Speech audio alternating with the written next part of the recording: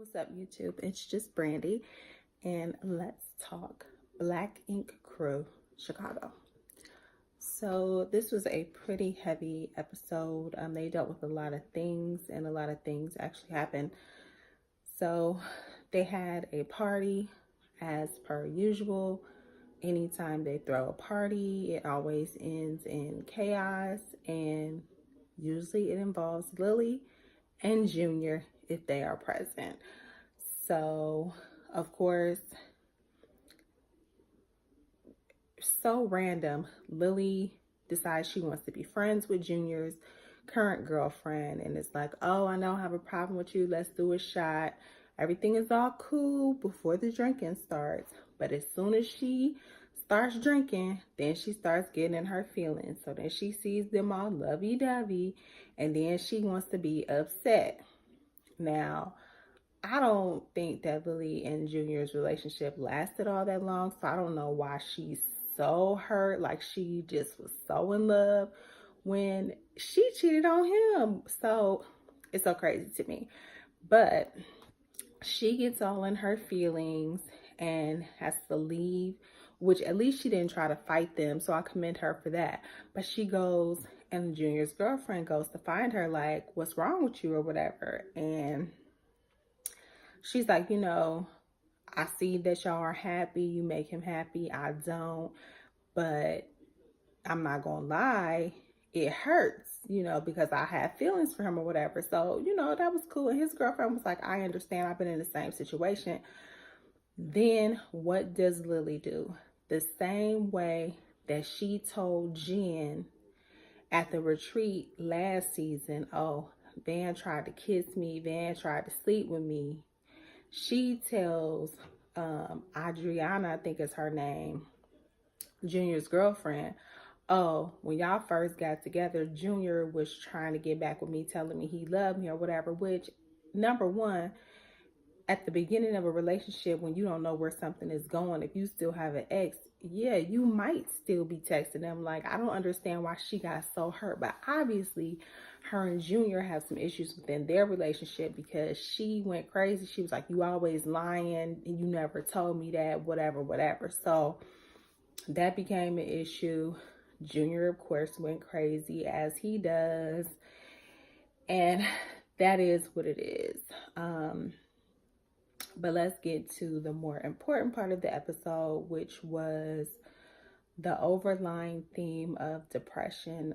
Don met up with his dad. He was saying that, so many people within his father's life have died in a short period of time, and it has put him in a depression. And I feel so sorry for Don, because like he said, he's trying to save everyone. I mean, just think, he has his family that he's worried about, his immediate family, his wife, his small children. He has that side baby, so he has to worry about all of that. Then he has to worry about his brother who's depressed, his father who's depressed. Like, that's a lot. Then it gets to the point where the person who's doing the worrying, then they can get depressed. So I hope that Don is taking care of himself from being stressed about other family members. So I thought that was nice of him to offer to his father to come stay with them, so he can be around people, so he can be around life and not sit and be alone. Because if you are depressed, being alone is the worst thing that you can do, because you are just sitting in your sorrow. You can sit there and repeat all those negative things in your head. So that was good that Don is there. When his father didn't show up, he went to his house. He didn't just write it off. So I commend him for that.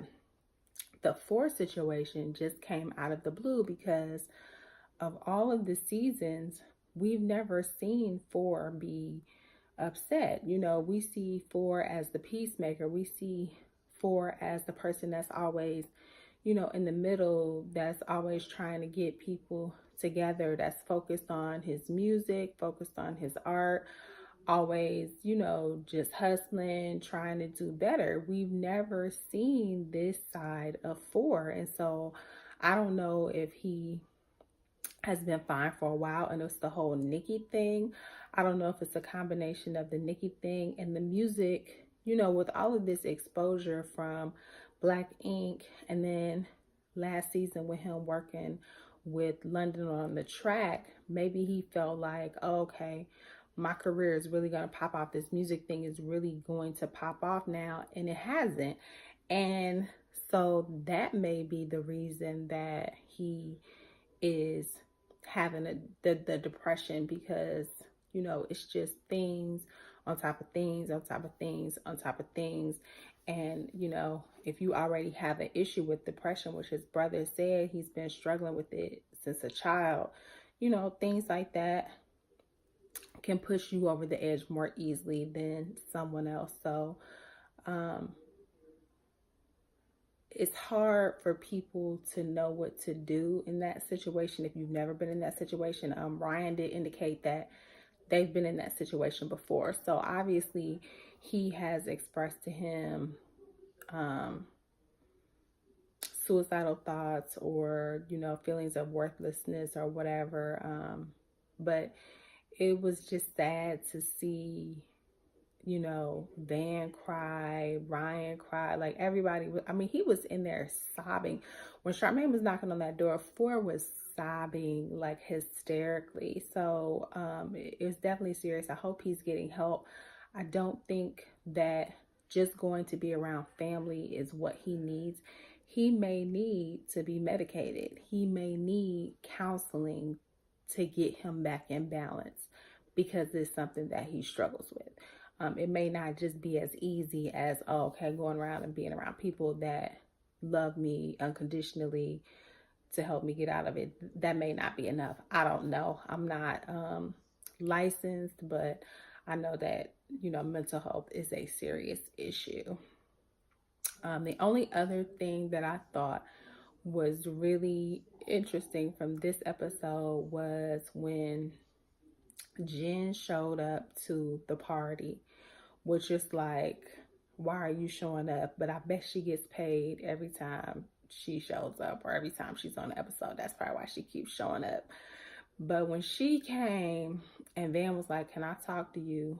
And she was like, are you embarrassed? Good, because you embarrassed me. I mean, you have embarrassed me time and time and time again. And it's like, at what point do you feel like enough should be enough? And I completely understand, but you have to get to that point to where enough is enough. And I feel like she is at that breaking point where it's just, out of giving you too many opportunities, too many chances. You have said the right thing too many times, but your actions do not match up with your words.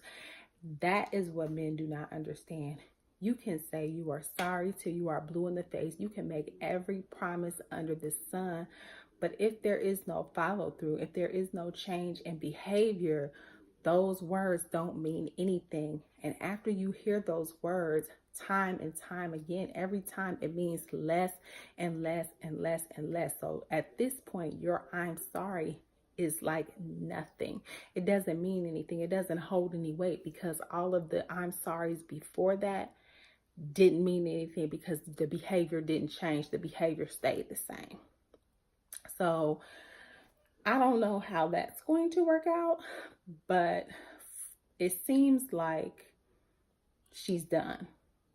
Prior history shows that she takes him back. She really loves him. She wants to be with him. But I don't know. I mean, nobody can tell somebody when they can be fed up or what to do and what choices to make. So I don't know. I hope she makes the best decision for her, because I feel like she's the one that's out here looking crazy.